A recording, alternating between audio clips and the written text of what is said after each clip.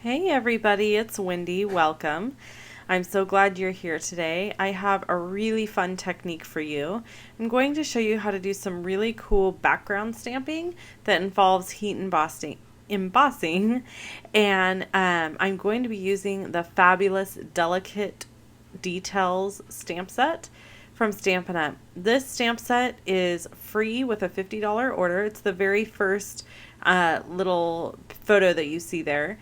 And you can't purchase this stamp set. You can only get it for free with a $50 order. So we're going to jump right in, and I'm going to do some ink blending for my background.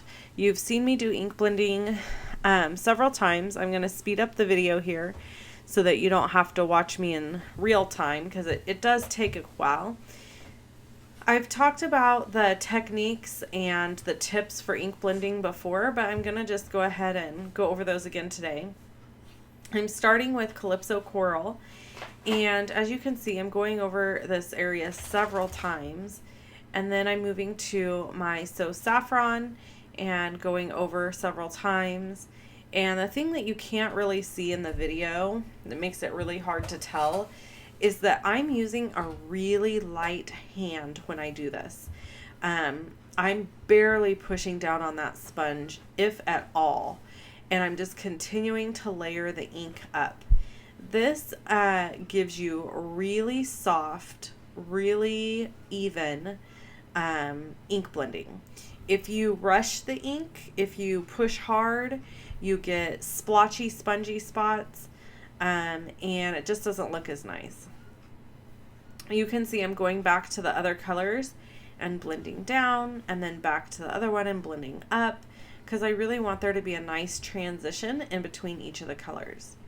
I'm going to finish my ink blending off with Wisteria Wonder, and I'm just going to go all the way across the bottom here and blend it up into that soft sky. So here's my finished ink blending piece, and I really love how it turned out. So my next step is to do my heat embossing, and I have a little trick for how I'm going to stamp. It's interesting. I didn't actually know if it would work, but it did turn out to work, and so I was super excited about that.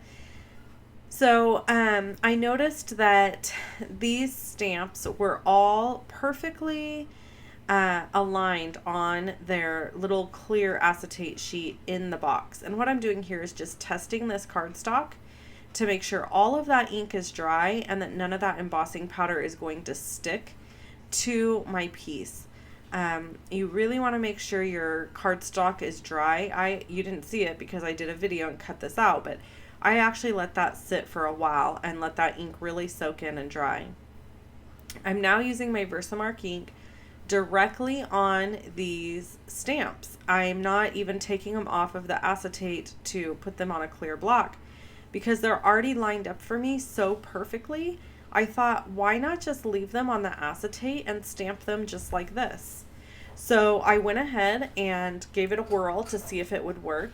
And because all these stamps are so even across this acetate, they're all the same height, it really worked well. This is not a technique you could probably do with all stamps, but it worked great for these. I had no problems at all. So then I'm just adding my embossing powder, and I'm going to heat set that and do some more stamping on the top and heat set that. Now I have sped up and cut out some of this because this video was like 32 minutes long, and I didn't think you wanted to stick around with me for 32 minutes. So I cut out quite a bit of footage that was just kind of, repetitive. So here you can see that I'm heat setting, and then I end up stamping the top and heat setting that, and then I get this gorgeous look. So I've got this kind of very soft, springy background with these beautiful delicate details stamped on top. And then I'm using one of the doilies from the Occasions catalog. It's the lace, I believe it's called Lace Doilies. And I'm using this doily is really handy because one side of it is kind of like a vanilla color or off-white, and then the other side is bright white. And so I'm putting the bright white side face up so that it kind of matches with the delicate details. And now I'm going to do a bunch of stamping. So I'm using the Oh So Succulent set and Big on Birthdays set. And the Big on Birthdays set I'm using for my sentiment. I've cut this piece of Wisteria Wonder at 1/4 of an inch thick. And it's about, I don't know, probably 4 or 5 inches long. That part really doesn't matter because I end up chopping it all up. But I'm going to stamp in Memento Tuxedo Black ink my Happy Birthday sentiment. And then I'm going to trim away at the end to create kind of a ribbon or banner piece at the end. And this will be my sentiment that kind of just sticks out from that doily. And then I need to do a bunch of stamping for my succulents. Now I've already got them all mounted on blocks because I had to practice this card before I did it on video. I practice most of my cards before I do them on video because I'm notorious for having a really cool idea in my head, and then when I try to put it onto paper or like get it out of my head, it doesn't turn out. So I have to pre-make stuff before I can do a video for you. Otherwise, it would just sometimes be a hot mess. Okay, so I'm stamping off first to get this lighter shade of Calypso Coral. And then on the other end of this clear block, I've got mounted the outline for this stamp. So I'm just kind of turning it to be able to match it up.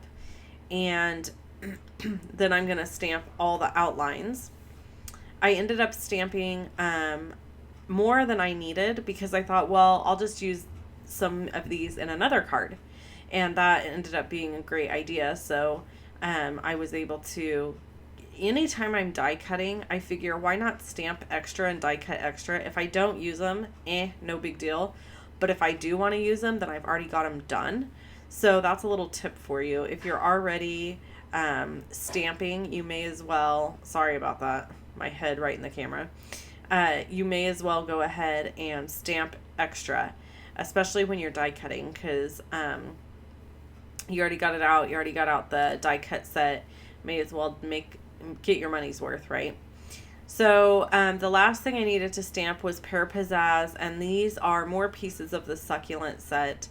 These are kind of like those long, I don't know what they're called. I have succulents, but I don't know what anything's called. These are those ones that like kind of fall down around the pot. And so they're really cute stamped because they're kind of like these little, they almost look like little beads. And then the outline that goes around them is adorable. And then you can cut these out also using the dies. The dies for this set are really awesome. There's a ton of them. So that's kind of cool because you're able to cut out all this little tiny stuff that otherwise you probably wouldn't be able to cut out using just your scissors and leave a nice edge. Excuse me. I'm still kind of getting over whatever I've had, unless it's allergies. That's very possible too. In which case this will probably go on for a while. So I'm finishing up all my stamping here, and then I'm going to get to my die cutting. Don't worry, I don't die cut everything on screen with you. I cut quite a bit of that out because I knew, you don't want to watch all that. But here's another little tip. If you're die cutting, you can die cut multiple things at once. I notice some people like stamp one thing, run it through their die cut machine, stamp something else, run it through their die cut machine. Really just saves you a ton of time if you die cut a whole bunch of stuff at one time. I use Post-it note tape to hold my little dies in place. I don't really care for the magnetic platform when I'm cutting a bunch of little stuff because the magnetic platform the magnets tend to pull the die out of the way. So for me, when I'm using little tiny dies, I like to just use Post-it note tape. When I'm using a big framelit or a thinlit die, then I will use my magnetic plate because it holds it nice and firm in one spot. So I'm taping all of these on using the Post-it note tape, and then I'm going to run them through my Big Shot. Now, I wanted to mention, since I'm getting this taken care of here, that this is the last week for Celebration. Celebration is ending at the end of the week on Friday, And so if you have not gotten what you want to get out of the celebration catalogs, I highly recommend placing your order this week, because once they're gone, they're gone. And we actually already run out of a few things. So the other thing is, you can also purchase the starter kit for $99, and you pay $99. You get to choose $125 in product plus 2 free stamp sets. So it's a really great deal. And you're going to save a ton of money by doing that. Plus, then after you're part of my team, we do really fun videos. You get free tutorials from me every month, 12 free printed tutorials every month, or they're printable, I should say. I do classes, and I have a weekly get together and a monthly get together, and we have a fun make and take. We just do a lot of really fun things on my team. So I hope that you can purchase the starter kit and join our team. You'll save 20% on all your own orders when you first start with us, and that's a pretty huge savings. And then as time progresses, you can earn up to 25% on orders, or save 25% on your own orders. So that's a pretty huge savings. And then in addition to that, we have all this fun stuff that we do. And you get to purchase the product ahead of time before anybody else does. Just lots of perks and benefits of purchasing the starter kit and becoming a team member. Okay, so I'm gluing down all these little pieces, and the first 2 I'm gluing down are just going to kind of come up and over. And I'm obviously using these a little bit more as flowers than succulents, because succulents wouldn't probably look exactly like this, but I didn't care. I was having fun, and I just wanted to put all my stuff down and make it cute and pretty. So my goal here was just to have kind of the sentiment and the flowers be the focal point, and then just this gorgeous background on this birthday card. Now, I'm using the fine tip glue pen to put all this stuff down. I cannot say enough about this glue pen. I love it. It's got that precision tip, and then the glue is just really nice. It dries clear, so you don't see it if it smushes out the edges of stuff. I just really love it. So this almost finishes up my card, but I have these new sequins from Pretty Pink Posh. They are 3mm sequins, and they're called Sparkling Clear. And I am in love, people. These sequins are gorgeous. They are clear and they are sparkly, and so they just kind of dance on top of the card. That's the best way I can describe it. They're teeny tiny. I was not expecting them to be this tiny, but it turns out that they also sell bigger ones. So you can bet your bottom dollar I'm going to be ordering the bigger ones. And so I'm just getting these all stuck on here for a little extra glitz and glam on this card. And that will finish up the card. And I just absolutely love how it turned out. Go over to my blog if you want to see more details and close-up photos of this card. If you want to see more videos from me, you can click on either one of the videos that you see here, and you'll be taken to those videos. You can also click on the little circle that has my face, and you'll be subscribed to my channel. If you're watching on a device, same thing. You should be able to go to the videos, subscribe to my channel, give me a thumbs up, comment on my video. I always love to get comments. And I hope that you have a fantastic day and that you enjoyed this tutorial. Thanks again for stopping by. Bye-bye.